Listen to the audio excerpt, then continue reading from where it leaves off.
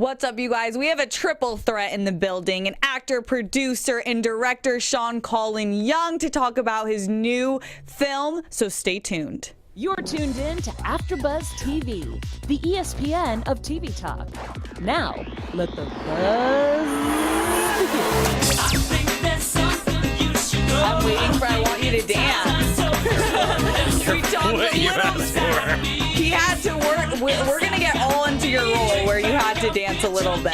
Yeah. But Shawn-Caulin Young, welcome to the studio. Thanks so much for coming. Thank you for having me. I can already tell we're going to have a great talk. I've been waiting to talk to you because as soon as I read a little bit about you and the newest role you're in, I was like, dang, this is interesting and important and amazing. So can you just start by telling us a little bit about you and your role as Crystal in the film Heart Baby?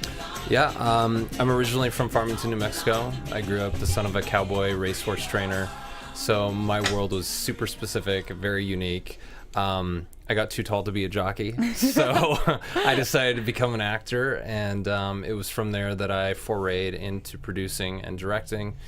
And then when it came time to creating this piece, one of my really dear friends, she approached me with the script, and she was like, hey, will you come on and help me make this movie about this African-American prison boxer who turned down his opportunity for freedom and Olympic gold to stay in prison for his transgender cellmate and lover. I was like, wait, what? Like, yes. This is for real? For real? And she was like, yeah, and it took place during the 80s in Tennessee, so it's like legit. And when I read the script, I like lost my mind. I bawled my eyes out. I had to read it 3 times because I was like, there's no way that this is real. And then we started the process. And we searched the country to find a trans actress to play the role. And after a month, we only found 10 actresses. Of the 10, 8 were African American.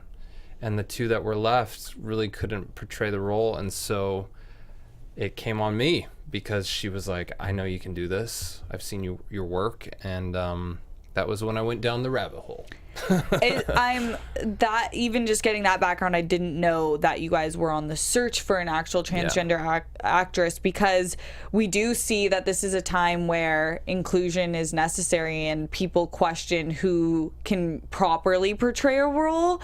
And you had a really I read that you said, I knew if I as a cisgender gay man was going to try and tell a trans story, I needed to know in my soul what life was truly like for a woman like Crystal.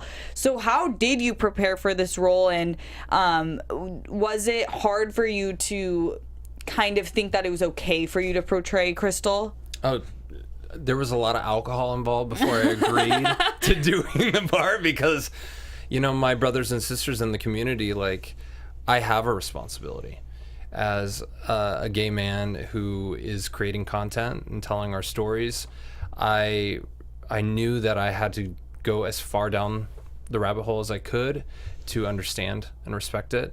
And in the preparation for that, I mean, I lived as a trans woman for 6 months in New Orleans, leading up to and then during production. And that included me growing my nails, hair and eyelash extensions. I lost 29 pounds for the role. I learned how to walk and do etiquette, pageant etiquette technique with a former Miss New York. I coached with Larry Moss, who coached Hilary Swank, Leonardo DiCaprio for 20 hours. I mean, I was doing it. And I lived by myself on Bourbon Street in New Orleans the whole time. And once I stepped fully into her and made what I like to call my transition into the world of being a trans woman, like, my world was blown apart because it was instantaneous. And what blew my mind the most was the fact that, like, the first day when I walked out of the trailer after, like, our final makeup test and everything was done and I was feeling myself, I got catcalled by my own crew. And it was like that I was like, whoa, your experience as a privileged white guy goes out the window. Wow. Because I had never experienced that kind of direct objectification, harassment.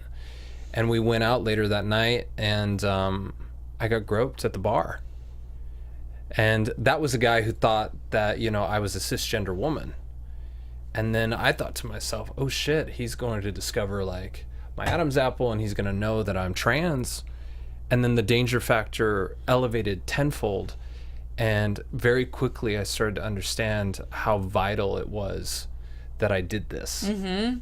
Because there's no way I think anyone, I don't care how great of an actor you are, you have to really put yourself in the shoes of another person and find the empathy and compassion for their experience in order to tell that truthfully. Mm-hmm. That's just my belief. So. No, I think that's really beautiful. And if a lot of people aren't aware of how society treats the trans community. Just women in general. Women in general, but especially other than you. Yeah, trans women are the most, I believe, if I'm correct, sexually assaulted.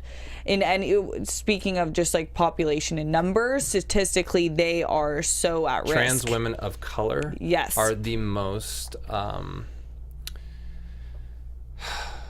objectified, degraded, and harassed group that lives within our culture. Mm-hmm. And the numbers of abuse as well as homicide are astronomical. I mean, this year alone to date, I believe there's 29 trans women who have been murdered, and most of them are trans women of color. And so even my experience still had a little sliver of privilege, mm-hmm. being that I'm a white individual. Yeah. So you have to, it's really hard for people to wrap their mind around like, oh, here's an individual who's choosing to do that. No, they just want to identify and live as who they are and who they feel on the inside. And scientifically, they have proven that this experience and this situation for a human being happens in vitro. They miss a hormone wash. And this is actually an individual who is not mentally ill. No. This is somebody who is literally created to be exactly who they are, and they are struggling just to have a body that reflects who they are on the inside. Yeah, so well said. Amazing. And I really love that you took that notion to heart and really tried to represent it as well as you could. Where I know that you said that the film isn't out yet for streaming, which I'm dying to see. I can send you a link. Yes! Yes! Crystal, I'm coming for you, baby. Get ready. Get ready. But we don't, unfortunately, I want to talk to you so much longer, but I do want to talk before we have to go about True Detective and the other roles you're playing and working on. Yeah, so True Detective, this is the third season. Mahershala Ali, Stephen Dorff. And they go right back to the formula that worked for him the first season. I play the complete polar opposite and not the nicest of individuals. Ooh. Really another part of society that's play a child molester. Oh, gosh. So I had to go down a different world. And let me tell you, that in itself was like, ooh. So that premieres January 13th. I'm in the second episode, and you're going to see some pretty violent, crazy storylines this year. And it's so good. It's so good. Mahershala Ali is so good. Golden Globe. Mark my words. I'm so excited for that. And we talked a little bit before about you being a triple threat, director, producer, and actor, and how that plays into your acting. With roles like this, are you thinking with the director's cap on? Are you going into method acting, or is it kind of a mixture of everything you've worked with? Well, for Crystal, that was a very specific experience, mm-hmm. and that was my first foray into being a method actor. And I don't know if I would do that again. It would require very specific circumstances. But going into that, I can't help but think of like, okay, give variety for editing. You know, try to move this along as quickly as possible to respect my cast and crew. I'm constantly thinking of that stuff as a performer, and I think as we discussed earlier, I think every performer should step into those worlds so that they can really understand you're just a cog in the machine, dude. And you you have a lot of people who you have to give a lot of thanks to, like yourself, who make this whole thing happen. And it's not just about you. It's about the group, the collective. So that's awesome. What other roles would you like to portray? Now you have total separate spectrums. You have a child molester. You have a beautiful trans woman in this heartbreaking and then I played story. An Aryan Nation guy. I mean, like I've done I'm like your true like character actor. So what would be next? What would you like to portray? Role of a lifetime? Yes. David Bowie. Wow. I David could Bowie. see it looking at you like that's would crazy. That would be my dream. Wow, that just clicked. I feel it. His ability to live in androgyny and then his artistry, I just think is just so beautiful. And he was bold, unapologetic in a time where they were like, wait, a man is doing what? And it's really that just gave me the goosebumps. Honestly, I hope this happens for you because I feel that a role like Crystal and just being you is kind of a mixture where you could really represent a David Bowie for the uniqueness and beauty that he was and is. A remarkable artist, and that would be, I would be very grateful and very, very, very humbled to step into that world. So you guys, True Detective episode 2, January. That one, it will be January 20th. January 20th, and then we will keep on the lookout. We'll follow you on social media to make sure we can see where we can find Heart Baby. And where is that? Where can we find you? Well, it's currently in limited release, but come first week of March, it'll be on VOD platforms. And if anything, you can go to heartbabythemovie.com, sign up for updates, go to the Instagram, do all that stuff. And what about your social? Oh, my social is Shawn-Caulin Young. That's straight up for Instagram, and then on Twitter it's just Shawn-Caulin. The tricky part is, yes, tell them. My name is spelled ShawnCaulin So his mom was spicy. She was. She was reading Reader's Digest, and she was like, "Oh, Shawn-Caulin, I'm gonna name my kid that." I love that. Well, I'm Steph Sabraw. You can find me on Instagram and Twitter at Steph Sabraw. Thank you so much. This was so awesome. We have to keep in touch because I need to know more. You're rad.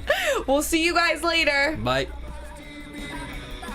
Our founder, Keven Undergaro, Phil Svitek, and me, Maria Menounos, would like to thank you for tuning in to AfterBuzz TV. Remember, we're not just the first, we're the biggest in the world, and we're the only destination for all your favorite TV shows. Whatever you crave, we've got it. So go to AfterBuzzTV.com and check out our lineup. Buzz you later. The views expressed herein are those of the hosts only and do not necessarily reflect the views of AfterBuzz TV or its owners or principals.